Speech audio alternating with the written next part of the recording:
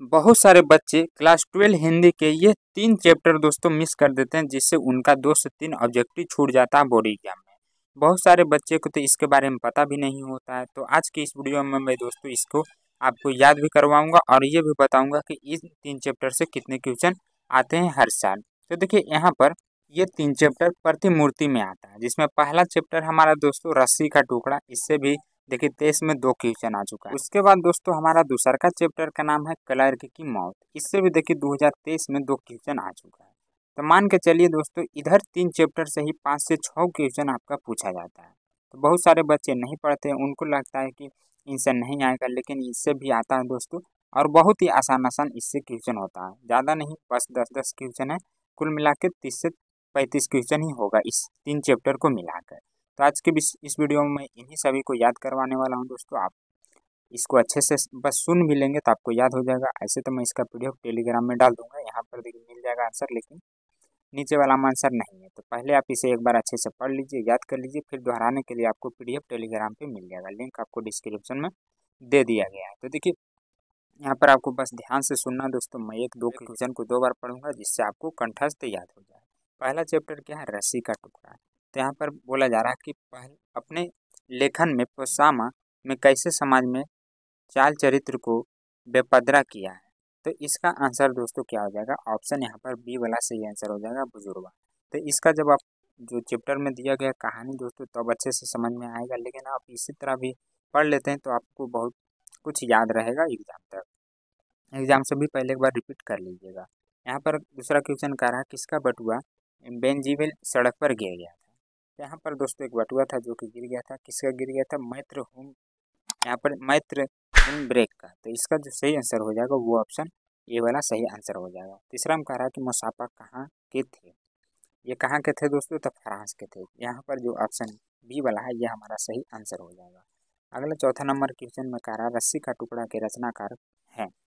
मतलब ये रस्सी के टुकड़ा जो इसके लेखक कौन है उसके बारे में आपको बताना है। तो इसका जो सही आंसर हो जाएगा दोस्तों वो ऑप्शन बी गाय डी मोसाफा। इसका सही आंसर क्या हो जाएगा, ऑप्शन बी वाला हो जाएगा। कहानी विद्या को आधुनिक रूप देने में किनका स्मरणीय योगदान है। किसका स्मरणीय योगदान है दोस्तों, तो इसका सही आंसर हो जाएगा ऑप्शन ए वाला मोसाफा का।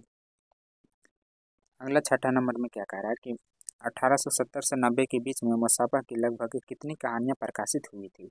मतलब इस ईयर के बीच में उनकी कितनी कहानियाँ मार्केट में आ चुकी थी दोस्तों, तो लगभग 300 के आसपास। तो ऑप्शन सी वाला सही आंसर हो जाएगा। अगला 7वां में क्या कह रहा है कि गोदरविल के चौराहे पर किनकी भीड़ लगी थी। तो यहाँ पर इसके सही आंसर क्या हो जाएगा दोस्तों, गाड़ियों की बकरियों की नहीं, लोग वहाँ पर बहुत सारे लोगों की भीड़ लगी हुई थी। तो इसका सही आंसर हो जाएगा ऑप्शन सी वाला। अगला है 8वां नंबर क्वेश्चन में कि इस ईयर के बीच में डाई मोसाफा की कविता कितनी पुस्तक प्रकाशित हुई थी। 1870-90 की ईस्वी के बीच गाई डी मोसाफा की कविता कितना पुस्तक प्रकाशित। यहाँ पर देखिए पुस्तक कविता पूछा जा रहा है। तो इसका सही आंसर क्या हो जाएगा दोस्तों, ऑप्शन यहाँ पर बी वाला, सिर्फ एक ही, ऑप्शन ए बी सही आंसर हो जाएगा। अगला 9वां में है कि रस्सी का टुकड़ा शीर्षक पाठ के अनुसार काले चमड़े के बटुआ में क्या है। जो वहाँ पर दोस्तों बटुआ गिरा हुआ था उसमें क्या था वो आपको पूछा जा रहा है। तो यहाँ पर सही आंसर हो जाएगा ऑप्शन डी वाला 500 फ्रेंच और व्यापार से संबंधित काज का। जैसे देखिए हमारे इंडिया में रुपया चलता है तो फ्रांस में फ्रेंच चलता है, यानी कुछ 500 के फ्रेंच पैसे थे और व्यापार के संबंधित कुछ कागजात थे।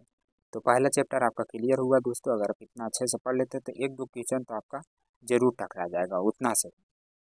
उसके बाद दूसरा काम आ जाता है हमारा क्लर्क की मौत। तो अंत्येक्ष चतुर, यहाँ पर पहले क्वेश्चन में क्या बोल रहा है कि अंतोन चेखोव किस देश के रहने वाले थे। तो ये दोस्तों रहने वाले थे रूस के। तो इसका सही आंसर क्या हो जाएगा, ऑप्शन सी वाला सही आंसर हो जाएगा। क्लर्क की मौत शीर्षक में क्लर्क का क्या नाम है। ये तो दोस्तों क्लर्क की मौत यहाँ चैप्टर का नाम है, लेकिन उसका ओरिजिनल नाम क्या है वो आपको बताना है। तो इसका सही आंसर क्या हो जाएगा, इवान दमित्र चेखोव। इसका सही आंसर ये वाला हो जाएगा। उसके बाद तीसरा हम देखेंगे क्या करा अंतन चेखोव की कहानी। तो कौन सी कहानी दोस्तों अंतक चेखोव की, तो क्लर्क की मौत इन्होंने ही लिखी है। चेखोव एक अतुलनीय कलाकार है, ऐसा किसने कहा था। यह बात जो है दोस्तों लेव तोल्स्टोय ने कहा था। यहाँ पर जो ऑप्शन बी वाला है ये हमारा सही आंसर हो जाएगा।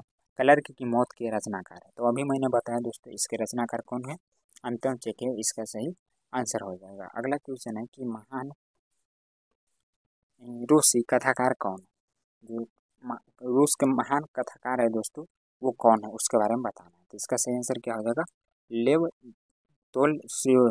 इसका जो सही आंसर हो जाएगा ऑप्शन सी वाला सही आंसर हो जाएगा। क्लर्क की मौत शीर्षक पाठ में जनरल अंतिम प्रार्थी से बात करके कहाँ जाने के लिए मुड़ा।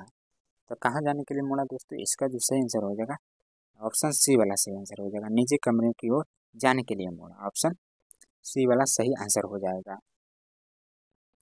उसके बाद इसमें कुछ क्वेश्चन और है, चैप्टर नंबर 3 इसका नाम क्या है, पेशागी। तो इसमें से भी दोस्तों लगभग एक क्वेश्चन हर साल आता है। तो क्या बोल रहा है पहला क्वेश्चन में कि कौन लेखक कांगो के शिक्षा मंत्री, वित्त मंत्री एवं प्रधानमंत्री रह चुका है। मतलब कांगो के तीनों रह चुके हैं एक ही आदमी, शिक्षा मंत्री भी, वित्त मंत्री भी, प्रधानमंत्री। तो ऐसे कौन से व्यक्ति थे, तो ये दोस्तों हेनरी लोपेज, जो ऑप्शन सी वाला है ये हमारा सही आंसर हो जाएगा। ये तीनों पद पे रह चुके थे। पेशागी के लेखक है, मतलब ये जो चैप्टर पेशागी है दोस्तों इसको किसने लिखा, तो हेनरी लोपेज ने। यहाँ पर ऑप्शन डी वाला सही आंसर हो जाएगा। हेनरी लोपेज का जन्म किस देश में हुआ था, तो यहाँ पर आपको बताना है कि इनका जन्म कहाँ हुआ था, तो कांगो में। ये कहाँ के रहे थे, प्रधानमंत्री, वित्त मंत्री, तो ये दोस्तों कांगो में ही जन्म लिए थे। हेनरी लोपेज का जन्म कब हुआ था, कांगो में कब हुआ था, ये आपको बताना है। तो इसका सही आंसर हो जाएगा 1937, ऑप्शन डी। अगला है 5वां नंबर में, किसका लेखन विकसित या विकासशील दुनिया तथा अविकसित अफ्रीका के बीच की दूरी को दिखाता है। तो ये दोस्तों काफ़ी महत्वपूर्ण क्वेश्चन था। तो इसका जो सही आंसर हो जाएगा वो ऑप्शन बी वाला है, लोपेज का। ऑप्शन बी सही आंसर हो जाएगा। कारमेन पहले कितने बच्चों को खो चुकी थी, कारमेन पहले कितने बच्चों को खो चुकी थी। तो यहाँ पर जो इसका सही आंसर हो जाएगा वो 2 बच्चे खो चुके थे। तो बस इतना ही आपको इन 3 चैप्टर से याद करना है दोस्तों। इतना सही आपका 4 से 5 क्वेश्चन इधर से आपका टकरा जाएगा।